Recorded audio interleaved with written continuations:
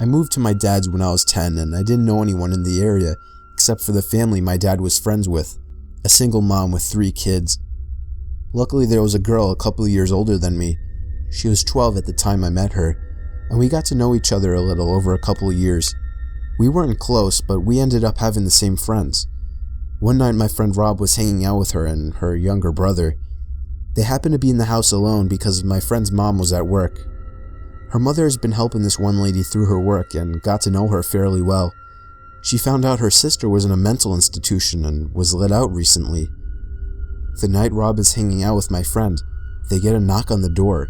My friend thought it was just their mom, since she knocks a certain way when coming in, and he answered it without thinking. Rob wasn't supposed to be there and he took off through the window to his house down the road. He never thought twice about it. It wasn't her mom. It was the sister of the lady her mom was helping, and she figured out through talking to her sister where her family lived and her mom's working schedule. She came in. This is where I don't know the details, and I'm glad I don't. My friend's younger brother got away to the neighbor's house to call the police. The lady brutally murdered my friend a week from Christmas, decapitated her, and left her body naked in a bathtub. She even hid her head. They had to look through the presents, and I don't know where they found it. But they did. I wasn't allowed to go to her funeral. It happened to my wife's grandmother about 15 years ago while we were still dating. Her husband had just passed away about a year previously, but she'd been going down to the library and volunteering. It was exercise and socialization. This was in the winter, so her walk back was while it was getting dark. The library closed at 5 and there was some extra stuff to do before everyone actually left. And on this particular night, she turned down a ride from another volunteer because she needed to stay in shape. The house is about a mile away through some lightly wooded area in South Texas, and as she's about halfway home, she notices someone behind her. He's walking the same direction and gaining on her, which in itself isn't all that particular. She's old and thus not particularly fast, but in this case he seems vaguely sinister. They keep walking. Pretty soon he's right behind her. Then he falls into pace, just staying behind her. Now she knows something's up. But she's almost home. She can see the top of her driveway coming up, and she leaves her lights on so it'll look like someone's home when she's walking in. She just needs to make it another 150 yards. Then 100. All that time, she said he was so close that she could feel his breath on her neck. Around maybe 50 yards, it happens. A strong hand on her shoulder. "Okay, bitch, don't turn around and hand over your purse or I'll cut you." She stops for a second, then takes one big step forward, turns, and shoots the guy in the neck with the .38 she keeps in her purse. The guy spent the next 5 years in a prison hospital before he died of complications. My wife's grandmother passed last year, but up to the end, she lamented that she pulled the trigger too soon. When I was young, I'd say 8 to 11-ish, my sister, whom is 7 years older, would babysit when my parents were out. At the time, she smoked a lot and my parents made her smoke outside, of course. So I'd follow her outside, play around, annoy her and such. One day my sister notices a car at the end of the driveway, just sitting in the road. It's a white SUV with a bike rack on top. It has the most tinted windows I've ever seen. You could not see inside from the side. It sat there until she went inside, then would drive to the end of the road and sit at the church parking lot and wait. Wait until she'd come out again for another smoke. And it would repeat this. Odd, but my sister is a brave lady and just kind of ignored it. That is, until the next day while my parents were out again and it showed up again. It would sit at the end of the driveway and just watch. I don't know what the driver was doing, but he was watching my sister. I know, because if I didn't go out, I'd watch from the front window and it would just sit there and watch my sister. She told my father, who was a sheriff deputy at the time, and he called the cops and made a complaint. They showed up, looked around, but the SUV was nowhere to be seen. Months went by and nothing. Then one day, a good 9 months after this had all started and around 4 months since the last sighting, it was back. It became a regular occurrence. Another day, my sister was outside doing her nasty habit, And sure enough, here it comes. This time we were all alone as usual, and she decides she has had enough. She tells me to stay in the carport and she's gonna go confront them. She starts walking toward the SUV, and halfway down the driveway, she would later remark to us, "I felt utter terror, like I knew if I went any further, I was dead. I was paralyzed by pure fear." She turned around and went inside. Finally, the family car was in the shop for some kind of issue, so we were all stuck home for the night. While my parents are home, my sister goes outside to smoke. I go outside with her, and eventually the SUV shows up. She tells me to run inside and tell my father, and I do. My dad promptly gets his gun and starts briskly walking down the driveway with it in hand, in the direction of the SUV, but not leveled towards it. The SUV floored it down the road and peeled out onto the nearby large highway. My dad, being a cop, noted the year and model and distinguishing features. The scariest thing, the license plate had been covered in duct tape. We never saw it again. I was just 4 or 5 years old and my parents had just separated. My mom was living in a 2-bedroom apartment. I had my own room, but I preferred to sleep in her bed whenever I was staying with her. Our 2 bedrooms were at the end of the hallway, directly across from each other.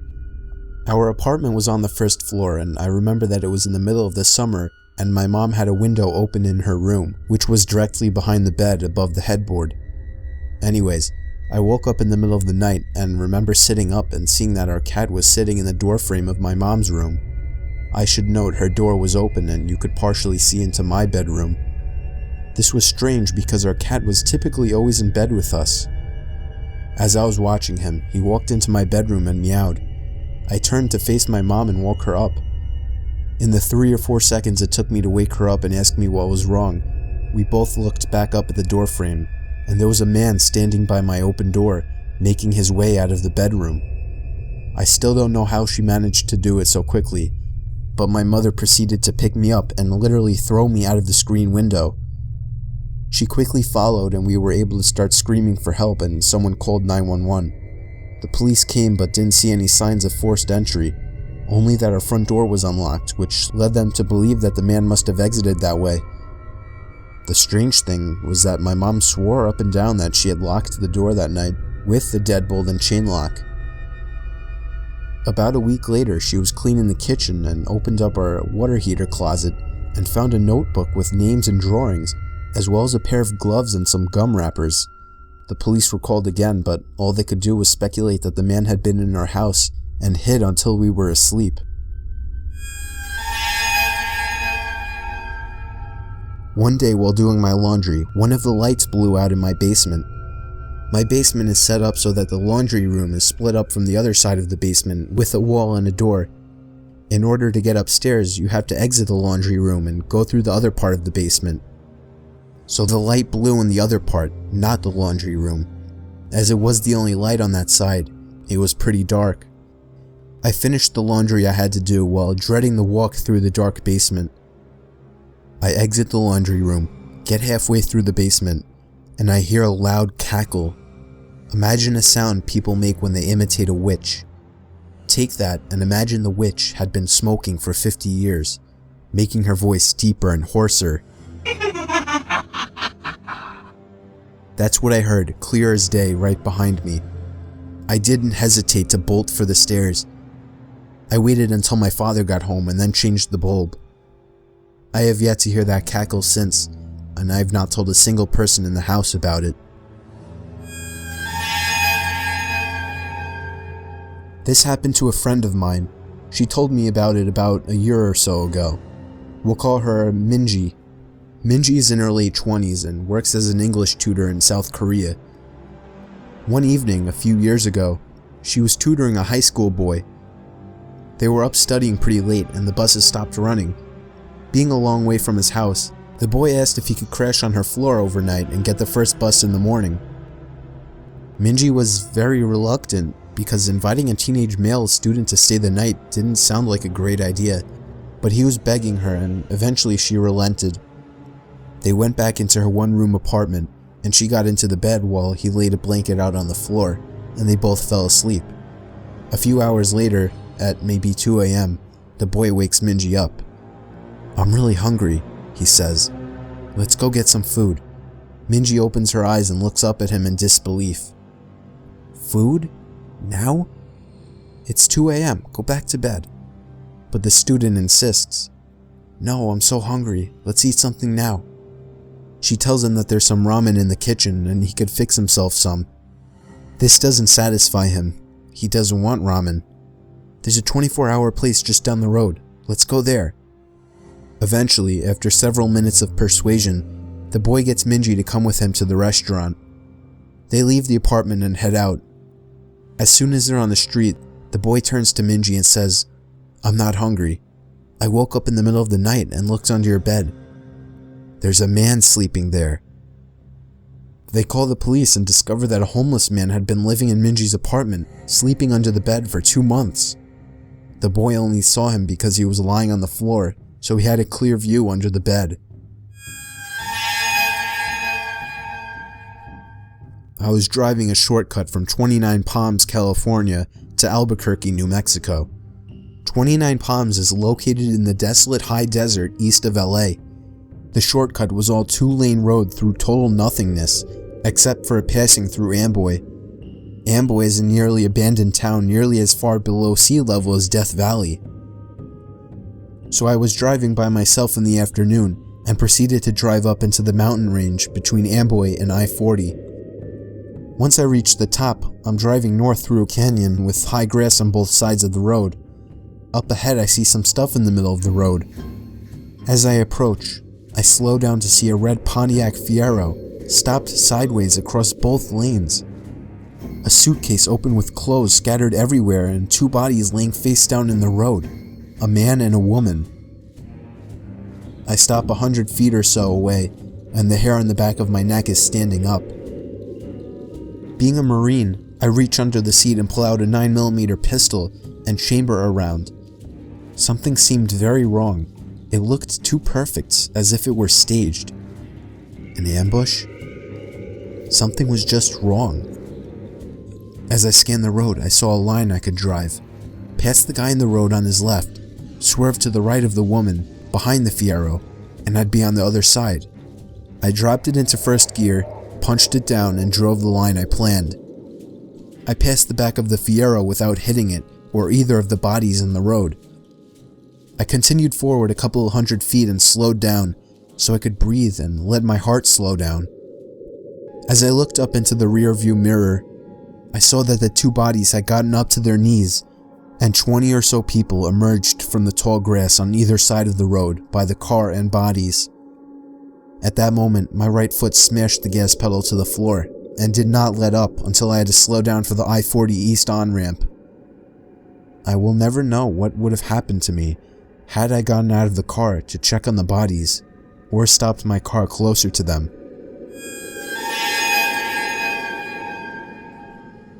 Some friends and I were doing some night fishing on the James River.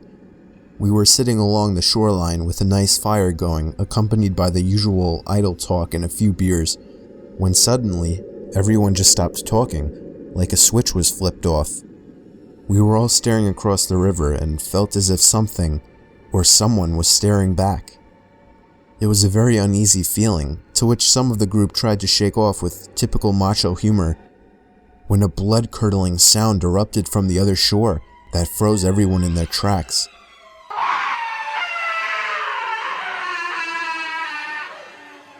The sound was unlike any other that I had ever heard, and it made every hair on my body vibrate and tingle. The only way I could describe it is it sounded like a wild person with no language skills being gutted alive. No words, just this high-pitched, blood-curdling scream. Nobody moved or said a word. We all just sat there fixed in our stare, when just as suddenly, a second scream was let loose with even more force than the first.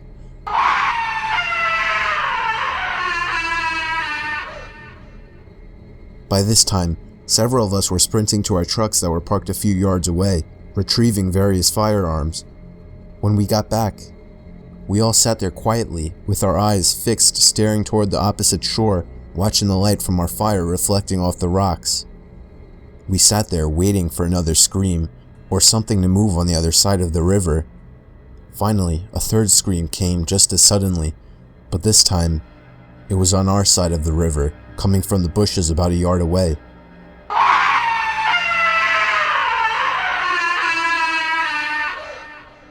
We all hightailed out of there, leaving most of our stuff behind. When we got to our trucks, we heard the scream one more time, just beyond the tree line. We all floored it the hell away from there and never found out what was making the sounds.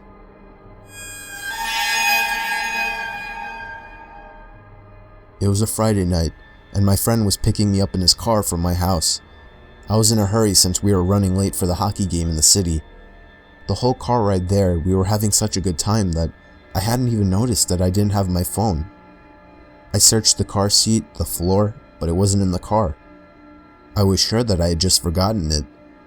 During the hockey game, I couldn't stop worrying that maybe I had dropped my phone somewhere, so I borrowed my friend's phone and ran to the bathroom. I dialed my number and hoped someone at my house would pick up. It took 3 rings before somebody picked up, but they remained silent on the other end. I yelled into the phone that I was just checking if I had left my phone at home. They didn't answer. I assumed it was my little brother just messing with me, so I hung up. I got home late that night to see that my parents weren't home. I got inside my house and called them to see where they were.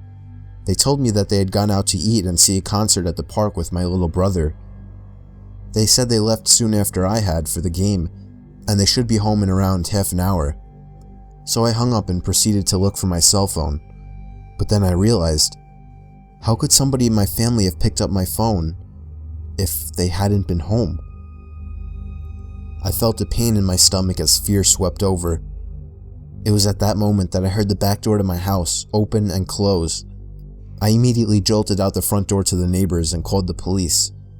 Apparently, the back door was left open and somebody had simply walked into our house.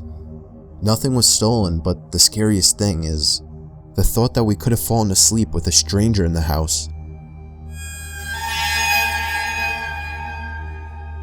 A while back, there was a family that moved in next door to my family. They had a son who was just twisted.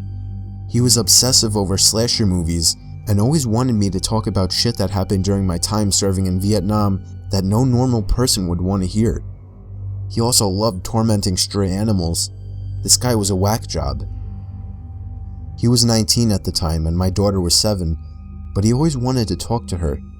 He'd strike up conversation with her when she walked home from school. He would talk over the fence at her when she was playing in the back. But what really set me off was when he called our house looking to speak to her. That was it. I went over and flipped shit at him and his parents. Told him to stay the hell away from her and I'd better not ever see him again. That's when things got weird. My daughter was always a little imaginative and paranoid. She would think there were monsters under her bed and whatnot, so when she told me there was something living in her closet and she was too scared to get up and tell us at night, but it wasn't there in the daytime, we blew it off as no big deal. A few weeks went by and one night my wife and daughter were staying at my mother's for a girls' night. So I turned the key on the HBO box and watched me some movies, eventually falling asleep downstairs. At around 2 a.m., I get a call from my neighbor with a creepy son telling me something along the lines of, "We saw that you were up, so we called. Our son is missing. I went by his room to use the bathroom and his door was open, which isn't usual, and there was no sign of him. We need help looking for him." The phone call woke me up though. I wasn't up. So I asked why they thought I was. "Oh, we saw you walking around upstairs and the light is on." My blood ran cold as ice.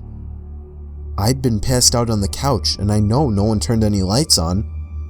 I hung up on them, ran outside to my truck to grab my shotgun, but noticed the sheriff pulling up to my neighbor's house by this point. I booked it over and told him there was someone in my house, and now I could see the lights in my daughter's room were on, and there was a silhouette pacing back and forth. When the deputies went in, they found the neighbor boy there waiting in my daughter's room with a nice little setup in her closet. He said he liked to watch her sleep in the moonlight.